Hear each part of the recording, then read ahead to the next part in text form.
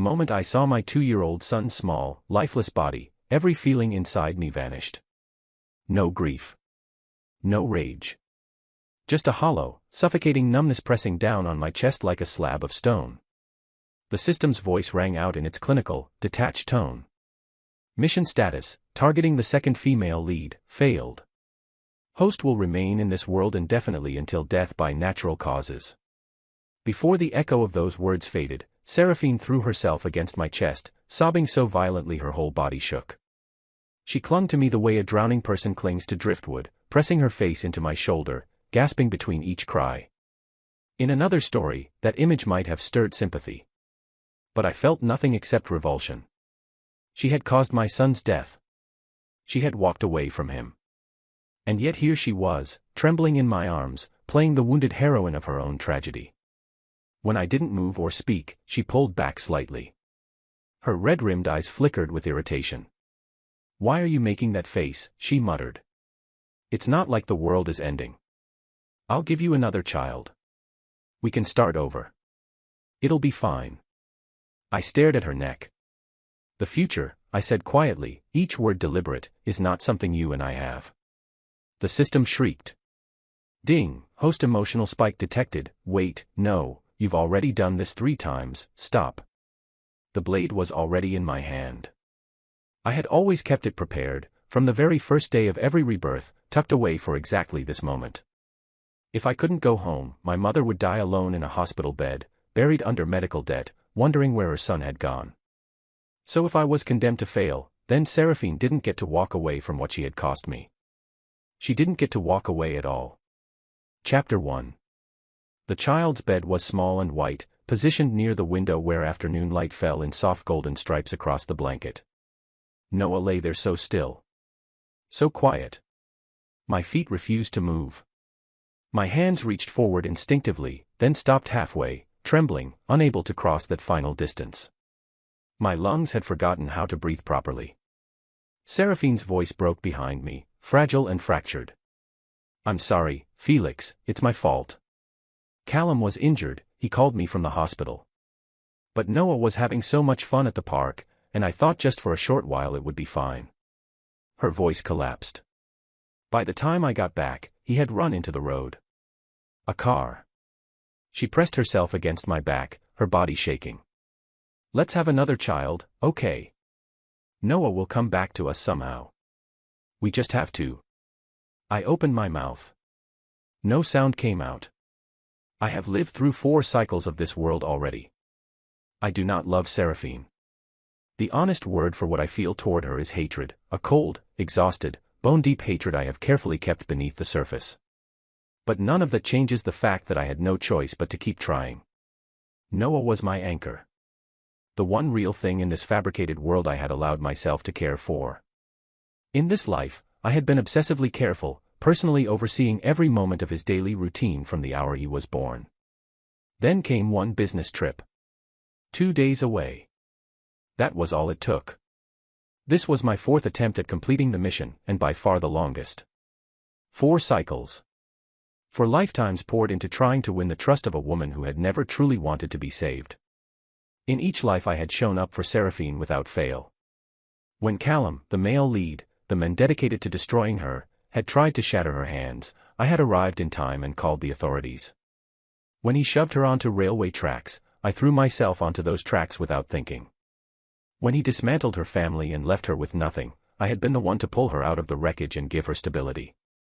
And in every single life, Seraphine had fallen for Callum anyway. She was a fool. A spectacular, infuriating fool, and the worst part was that she wasn't even aware of it. My gaze shifted from Noah's still form to the pale column of Seraphine's throat. One more time, then. Chapter 2. I raised my hand and placed it gently against the back of her neck, the grip soft but deliberate. My voice came out flat and emptied of all emotion. "You left my son alone in a park," I said, "because Callum called you." Seraphine's lips pressed together. Her eyes filled with that expression she had perfected, simultaneously wounded and accusatory, as though she were the one being wronged. "I didn't know he would run into the road," she said. After a pause she added, "And this isn't Callum's fault. He was hurt. I went because I wanted to." Then something shifted, a subtle flicker of blame redirected outward. Honestly, Felix, isn't it partly your fault too? For not teaching the child to stay put. He was always running around. You never. My temple throbbed. What did you just say? I asked. She turned her face away. You don't need to look at me like that. I know you're worried I still have feelings for Callum. I don't. I went to check on him because he was in the hospital, that's all. She glanced toward Noah's bed, then back at me, her tone shifting into something almost practical. Arrange the funeral. We can move forward. We can have another child. There's no reason to get stuck here. Move forward. I exhaled slowly. The phrase mission failed pulsed in the back of my mind like a dull alarm. I was exhausted in a way that went beyond tiredness, it lived in the bones, in the spaces between thoughts. It'll be over soon, I said quietly. Just bear with it for a moment. She blinked, confused. What? I didn't answer. I reached into my pocket and pulled out the knife, the one I had placed there on the very first day of this rebirth, the same as in every life before it. The system screamed. Host, emotional breach detected. You have already done this 3 times, please, don't. The blade opened Seraphine's throat in a single clean motion. The sound she made was not a scream, it was airless, distorted, a broken attempt at one. Blood poured instantly between her fingers as she clutched her neck, stumbling backward, eyes blown wide and fixed on my face with pure disbelief. She tried to run. I caught her, held her, and drove the blade through her back. My voice, when I finally spoke, was very calm. You deserve this, Seraphine. Every bit of it. I spent 4 lives saving you, dragging you out of every pit he threw you into, and not once did you ask yourself why. I exhaled. Your parents are waiting for you. They'll want to know why you forgave the men who killed them. In this particular life, Callum had run a car into Seraphine's parents, killing them both. And Seraphine had signed a formal letter of forgiveness and pulled every connection she had to ensure he walked free. When it was done, I sat on the floor beside the spreading pool of blood, completely drained, and stared at the ceiling. The system spoke after a long silence. Why do you keep doing this? Killing her doesn't complete the mission. You'll just start over. If I don't kill her, I said, I'm stuck here until I'm old and gray, and my mother dies alone. At least this way I get to try again. The system sighed. A long, weary, deeply human sound for something that wasn't supposed to have feelings. Then the world dissolved. Chapter 3. The 5th rebirth deposited me at the standard starting point, the alley near the university campus, the smell of damp concrete and cigarette smoke, the familiar sound of Callum's voice issuing orders to his followers. I watched without emotion as Callum drove his shoe into Seraphine's ribs, sending her crumpling against the wall. He spat near her feet, his expression a mixture of contempt and bitter triumph. You think you can just live your comfortable little life while mine burned to the ground, he said, grabbing her by the collar. We grew up side by side. When my family collapsed, yours stayed untouched. That's not justice. You owe me everything. Their history was one I knew by heart. Callum Voss and Seraphine had been inseparable as children, neighbors, companions, something close to sweethearts in the way childhood closeness sometimes becomes. Then the Voss family's empire crumbled, and something inside Callum broke along with it. He had decided, with the twisted logic of grief-driven rage, that Seraphine was responsible simply for having survived intact while he had not. Seraphine said nothing. She bit her lower lip and stared up at him with wide, defiant eyes, the ones I had once mistaken for resilience. Now I saw them clearly. Not strength. Just the particular stubbornness of someone who had decided, on some deep irrational level, that the person hurting her was also the person she loved, and that love excused everything. I remembered what she had told me in the 3rd cycle when I finally confronted her about it.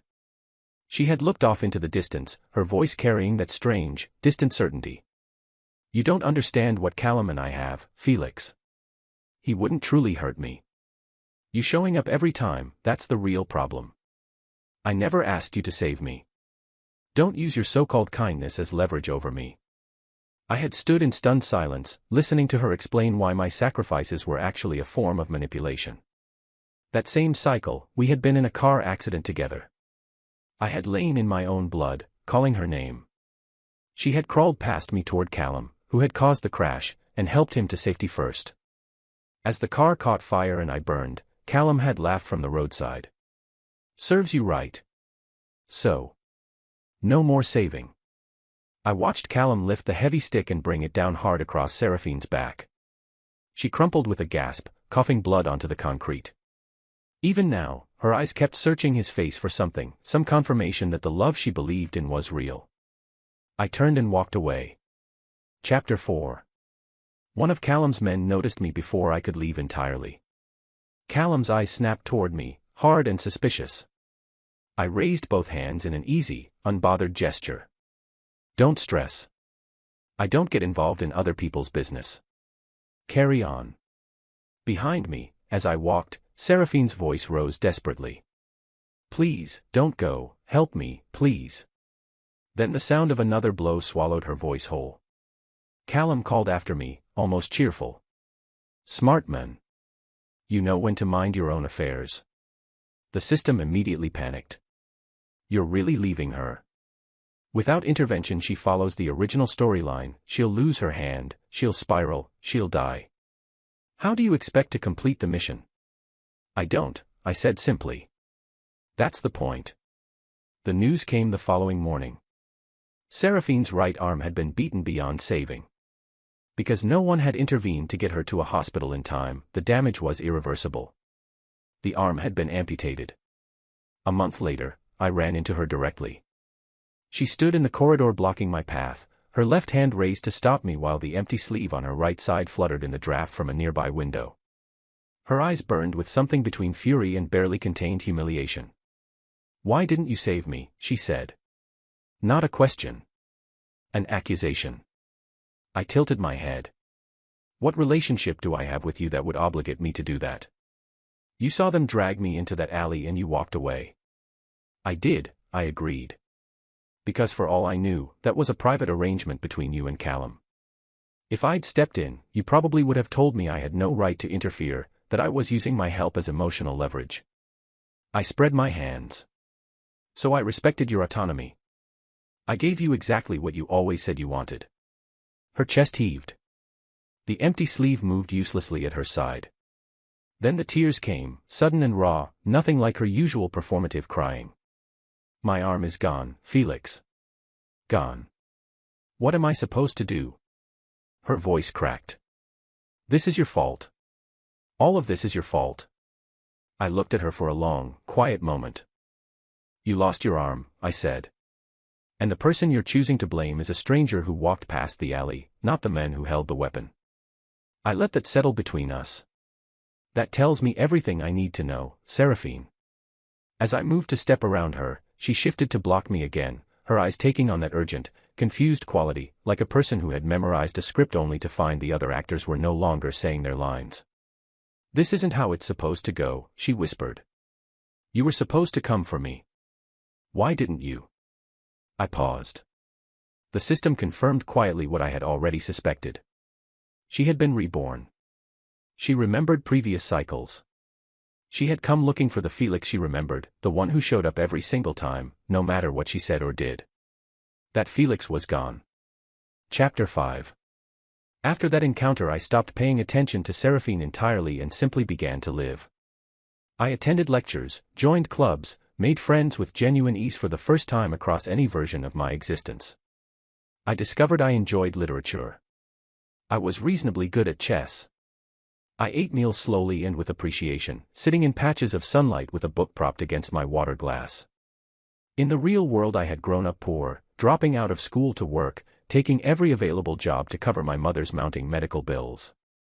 This fictional world, for all its misery, had given me a campus, a library, and unstructured afternoons. There was something almost unbearable about enjoying them. A month into the cycle, I was crossing the main courtyard when I heard the crowd. A cluster of students had gathered near the base of the science building, all craning their necks upward. I followed their gaze. Seraphine stood on the roof. The wind moved her hair in slow sweeps. She was swaying at the edge, genuinely, not theatrically. Even from below I could see she had been crying for a long time. "Why was it me?" she screamed. I didn't do anything wrong. I lost everything, my arm, my family, my mother, and everyone acts like it's my fault. Then she found me in the crowd. Felix. Her voice broke on my name. Why didn't you save me? You said you loved me, so where were you? You murderer. You turned me into this. The crowd shifted. Eyes moved toward me. I heard the word monster somewhere in the murmuring. Before I could respond, she jumped. In the aftermath, I stood at the edge of the scene thinking about how this had always been her ending in the original story. Without intervention, the Hargrove family had cast Seraphine and her mother out after her disability. Her father installed his hidden second family in the home and signed the estate over to a son Seraphine hadn't known existed. Callum had continued his campaign against her unopposed. Her mother, broken by shame and exhaustion, had taken her own life. And Seraphine, already fractured by depression, had followed. Without me, the story always ran to this conclusion. That was simply the shape of it. Chapter 6. The world lurched, folded, and rearranged itself. When it settled, I was standing near the edge of the restricted railway zone, the stretch of industrial track behind the old textile district where no one had any reason to be. I had visited this location in every previous cycle. I knew every detail of it. Callum had Seraphine face down in the gravel, binding her legs to the track with methodical, furious efficiency. His movements were not panicked, they were deliberate, which made the scene more disturbing than violence done in rage. You like playing the untouchable princess, he muttered, yanking the last knot tight. Let's see how that holds up when the evening freight comes through. Seraphine, even now, looked up at him with a battered, defiant certainty. You won't do this to me, Callum, she said softly. I know you won't. Something in those words seemed to hit him like a match strike. His jaw tightened. He grabbed her by the hair and hit her, hard, repeatedly, the flat crack of each blow carrying in the still air. Blood appeared at the corner of her mouth. She didn't beg him to stop. She kept looking at him. When Callum straightened and saw me at the edge of the clearing, he went very still. Felix.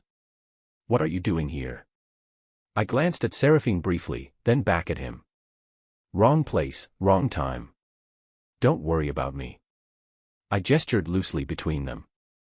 Whatever this is, it's between you two. I'm not getting involved. I turned to Seraphine as an afterthought. Do you even want someone to step in? Or would that be intrusive? She looked at me. Something complicated moved through her expression. Then she looked away without speaking. The system muttered, half to itself, she has the emotional self-awareness of a decorative rock. Completely agree, I said under my breath, and walked away. Chapter 7. 3 minutes later, the distant sound of a train horn reached me, followed by screaming. I kept walking. The news cycle that followed was unavoidable. Footage ran on every screen, Seraphine being loaded into an ambulance, her legs destroyed beyond repair, her body curled around itself in a way that looked too broken to be real. Callum was arrested in the background of the same footage, expression entirely vacant. Both legs amputated. The anchors reported this with grim solemnity. For days, the story dominated every platform. I was watching the evening news in my dormitory when I heard the soft, rhythmic sound of wheelchair wheels in the corridor. I already knew before I looked up. Seraphine's face was pale and hollow. All the fire that had defined her across every cycle had burned down to embers. She looked at me for a long moment before speaking. You've been reborn too, haven't you, Felix? Not a question. What makes you think that? I said. Because you know exactly what you're doing. You're letting everything happen on purpose. She gripped the armrests tightly, knuckles going white. Why didn't you save me? You always did. Every single time. What changed? You want a list? I asked. My tone wasn't cruel, just tired. It's quite long. She shook her head, tears running down her face without any performance behind them. Those things I said, about you using your kindness against me, about not needing you, those were just words. I didn't mean them. You watched me burn to death in the third cycle, I said, and helped Callum to safety first because you were worried he might feel guilty. Silence. I panicked, she whispered. I made a terrible decision. You did, I agreed. And I kept showing up anyway. I've stopped making that mistake. I stood up slowly, straightening my jacket. That's all that changed. She lunged the wheelchair forward and grabbed my sleeve, her single arm trembling. Then marry me, she said desperately. Right now, tell me yes and we can fix everything. I'll be better. We can be a family. Felix, we can. Her voice dropped to something wretched. Noah might even come back to us if we. The sound of my son's name in her mouth hit me like a physical blow. I raised my hand and slapped her across the face, sharp and deliberate. Enough to stop the words cold. Don't, I said. Don't say his name. You don't have that right. She went quiet, tears falling freely, not looking at me. You told me, I continued, my voice dropping low, that a man who saves a woman is just accumulating debt he plans to cash in later. You told me you never asked for any of it. You told me Callum understood you in ways I never could. I pried her hand off my sleeve, finger by finger. I believed every word of it. So please, stop asking me to go back to being the man you spent 4 lifetimes convincing yourself you didn't need. Chapter 8. I walked away. She couldn't follow on that floor, the threshold lip stopped the wheelchair. Behind me I heard crying, then her voice rising again, cracked and raw. Felix, I was wrong, I know I was wrong, please, you're the only one left, please don't go. I didn't stop. A few days after that, she rolled her wheelchair onto a railway platform and let the train do the rest. When I heard about it I was sitting in the library, afternoon light pooling golden across the desk in front of me. I closed my book. I tilted my head back. I breathed out slowly. One more time. Then I could go home. The world shifted again. When it settled, I was standing outside a courthouse, and a line of officers was escorting Seraphine toward a waiting police vehicle. As she passed me she turned her head and looked directly at me, clear-eyed, strangely composed. Callum didn't do this intentionally, she said. I believe he'll find a way to get me out. Don't try to go after him. She said it the way someone might give instructions to a staff member, not cruel, just utterly certain that her version of events was the correct one. I watched the car door close behind her. In this cycle, Callum had embedded himself inside the Hargrove Corporation, systematically extracted confidential information, and sold it to a competing firm. Seraphine's half-brother, the illegitimate son her father had installed as heir, had presented the evidence as though Seraphine were the leak. She had been arrested before she could do anything about it. And she knew it was Callum. Of course she did. She had chosen prison over speaking his name. I rubbed the bridge of my nose. After everything I did for her across 4 lifetimes, I muttered, at what point does that make me the idiot? The system considered this diplomatically. You were operating under difficult circumstances with very limited information about her psychological baseline. That said, possibly a little, yes. Appreciated, I said. Chapter 9. A week passed. Then, through a series of increasingly creative messages relayed by confused mutual acquaintances, Seraphine managed to summon me to the prison visiting room. She sat across the table with shadows under her eyes and her hair pulled back severely, looking like someone who had not slept in several days. She stared at me, then said with thinly veiled restraint, "Get me out of here." I nodded slowly, as though genuinely considering it. No. Her eye twitched. Didn't you tell me Callum would handle this? I said pleasantly. That you believed in him completely. Felix. I'm just following your lead. You've been consistent about your faith in him across multiple lifetimes. I'd hate to undermine that now. She slammed both palms on the table. The guard by the door shifted, and she visibly pulled herself back. I was wrong, she said through her teeth. I am telling you, right now, that I was wrong about everything. Get me out of here and I will spend the rest of my life making up for every terrible thing I ever did. I swear it. Please. I straightened my collar. Looked at her for a long, quiet moment. Seraphine, I said, are you ready for what comes next? She frowned, confused. What does that mean? I stood, tucked the chair neatly back under the table, and said, I hope you find some peace in here. I genuinely mean that. Then I left. Her screaming followed me down the corridor, then faded entirely. A month later, the news reached me. Seraphine had not survived prison. She had been brutally mistreated, and in the end had used a pen to end her own life rather than endure another day of it. I stood in the sunlight outside the dormitory and stayed there for a long time without moving. Not grieving exactly, something more complex and harder to name. The particular exhaustion of a person who has tried every possible way to save someone and watched them destroy themselves in new configurations each time. There comes a point where effort simply meets its limit. I had reached that limit long ago.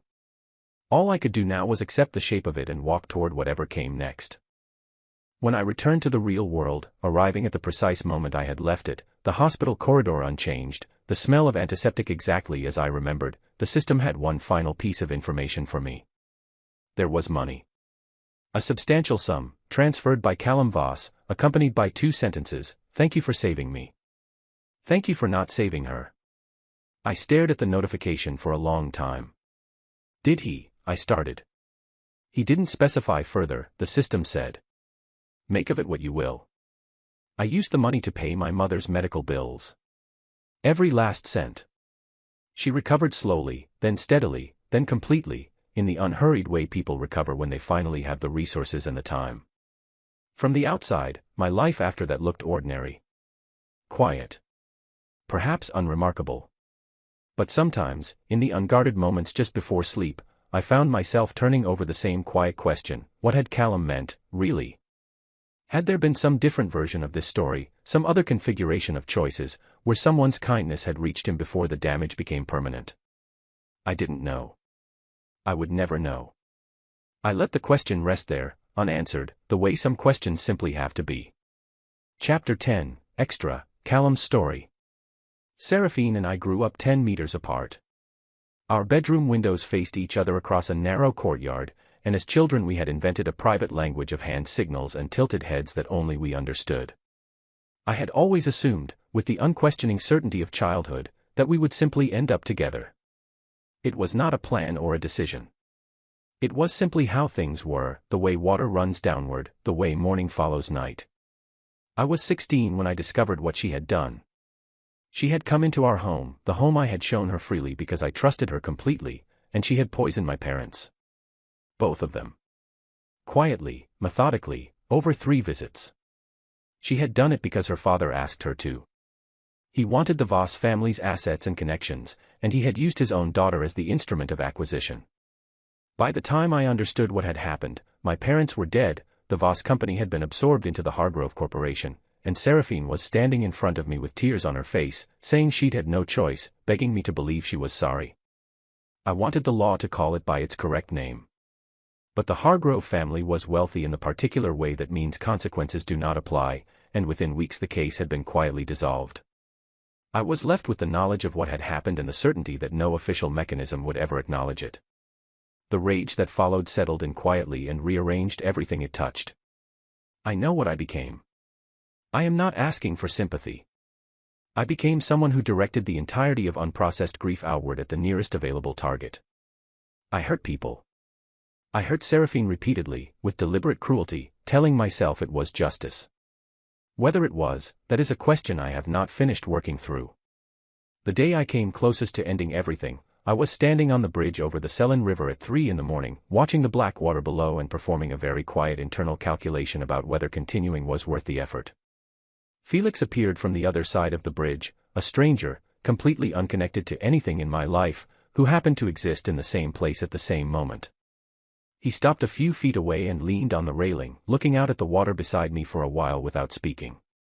Then he said, "Whatever it is, as long as you're still standing, there's still a way through it." He didn't ask what was wrong. He didn't offer to help. He said the words and walked on. 7 seconds. A sentence so simple it should not have been enough to do anything at all. It was enough. I kept going.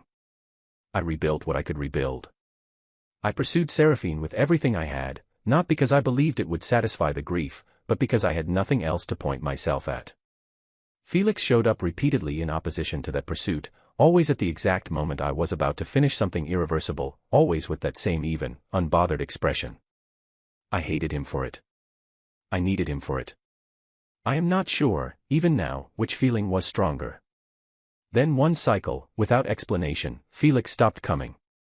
No intervention at the alley. No rescue at the tracks. No courtroom testimony, no support of any kind. He simply stepped aside. And without him in the way, I was able to do everything I had been trying to do for years. Without him shielding her, Seraphine had no protection. The consequences of her own choices, the choices she had always insisted were hers alone to make, finally reached her. She died. Has died, in several configurations. Each time I wake up afterward feeling something I do not have a precise word for, not satisfaction exactly, but a kind of settling. The way a room feels after a window has finally been shut against a noise that has been going on too long. I learned later, through an overheard conversation between Felix and the strange invisible presence he communicated with, that he was not from this world. Saving Seraphine had been a task assigned to him, the condition of some incomprehensible bargain. He had a mother somewhere in a real world, waiting. That he had been genuinely, exhaustively trying, for the entire time I had known him, was not something I had understood while it was happening. He had given everything in an attempt to save a person who did not want to be saved, for the sake of a woman who had no idea it was happening. I found the system. I am still not entirely sure how. It was less a deliberate search than a gradual accumulation of attention until the right door presented itself. I offered every resource I had accumulated across several cycles, without condition. Thank you for sending him here, I told it. Thank you for what he did, even if he doesn't understand yet why it mattered. The system offered me one wish in return. I asked to go back far enough to change the thing that had broken everything, far enough to find my parents alive, to warn them, to give them the chance to live the rest of their lives without what was done to them. I think the universe, when it decides to be kind, can be extraordinarily so. I do not know if Felix ever found out the money came from me. I hope he spent it without guilt. I hope his mother recovered. I hope he found, in whatever ordinary life followed, the same thing I found when I finally got back to a morning that still had my parents in it, the particular, irreplaceable relief of realizing it is not too late. That the people you love are still here. That there is still time. I owe that to Felix. He would probably find it absurd, maybe even insulting, given how many times he watched me hurt Seraphine and said nothing. But the truth is the truth regardless of how complicated it is to hold. He saved my life on that bridge. Everything that came after, the ugliness and the rage and the years of destruction, that is mine to carry, not his. What is also mine is the gratitude. Quietly, privately, without any expectation that it changes anything. I am glad he existed. I am glad he was there that night. And I am glad that in the end, he went home.